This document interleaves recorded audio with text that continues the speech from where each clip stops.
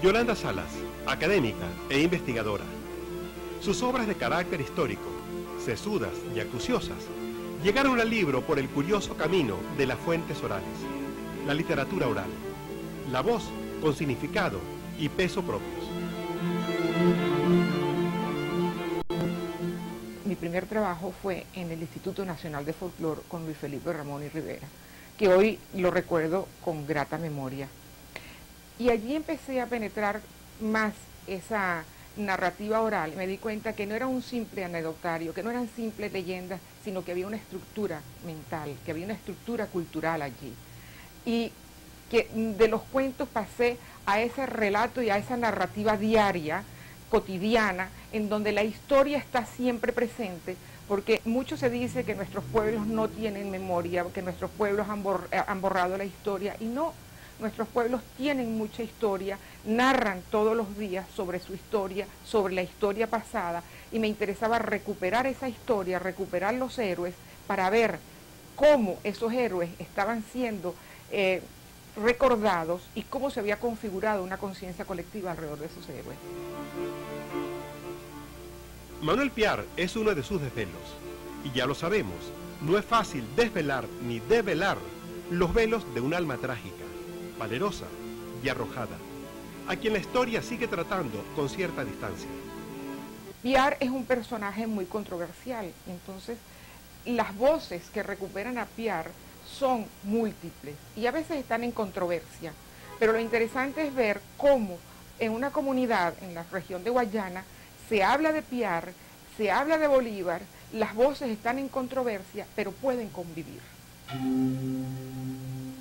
Revisar la historia oral, revisar las reconstrucciones que la gente hace sobre Piar y confrontarla con los documentos históricos que hay, en donde también hay mucha oralidad, porque en el juicio a Piar también hay mucha oralidad. Ahí están los testimonios de la gente que va a hacer acusaciones contra Piar. Uno revela, se ve, toda esa información revela mucho cómo se fue conformando una idea de mestizaje inconcluso dentro de la cultura venezolana, porque indudablemente que hubo acusaciones raciales contra Piar en su momento, que se convirtieron en asunto político.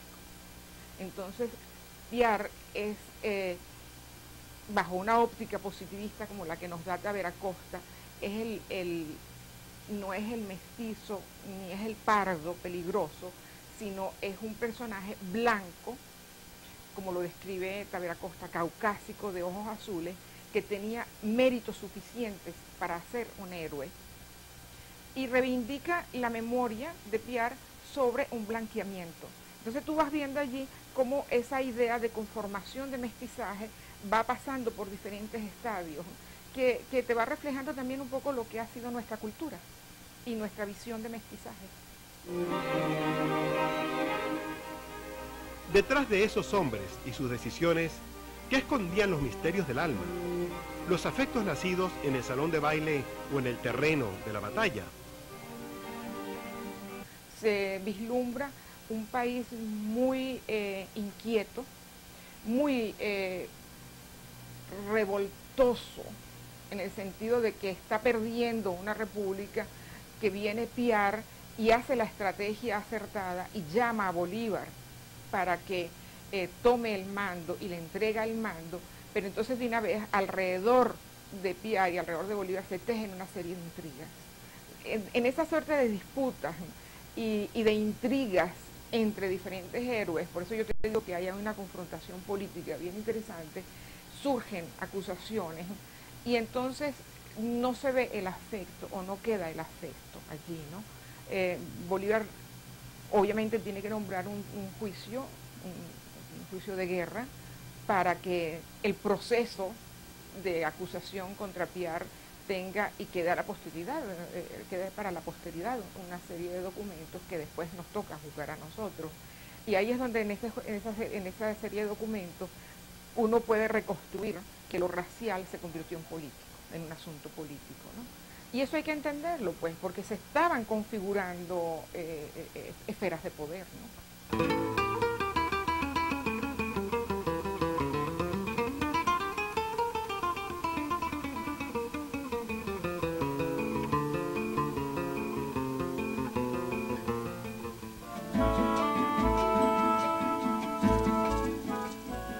Bolívar en la conciencia popular, María Leonza en el intenso imaginario venezolano, o Manuel Piar ante la fatalidad histórica, son temas que Yolanda Salas ha trabajado con mucho interés desde la óptica de la narrativa oral.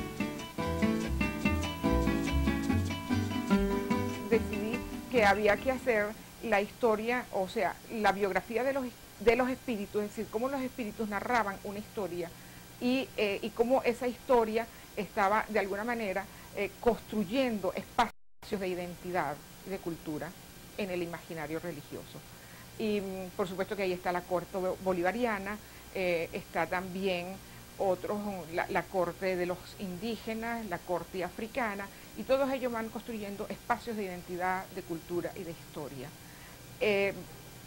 Y lo interesante es ver cómo este gran culto amalgama todas esas identidades allí y les ofrece diferentes espacios de poder.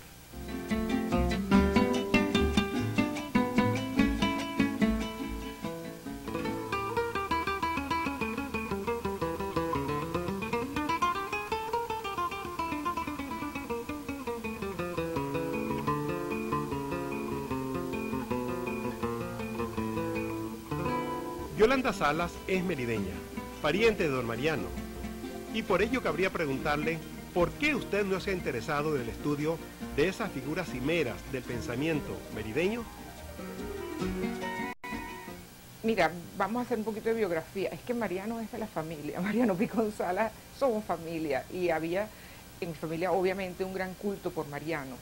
Entonces, tal vez cuando uno quiere despegar, tiene mucho miedo de tratar a un personaje como Mariano, porque al fin y al cabo no es cuestión de competir, pero es cuestión de que fue una figura muy, muy especial y que dio muchísimos aportes.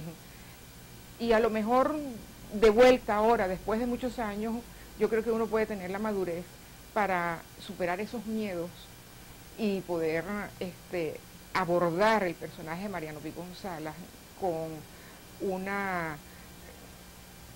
un distanciamiento que no sea la biografía y el parentesco.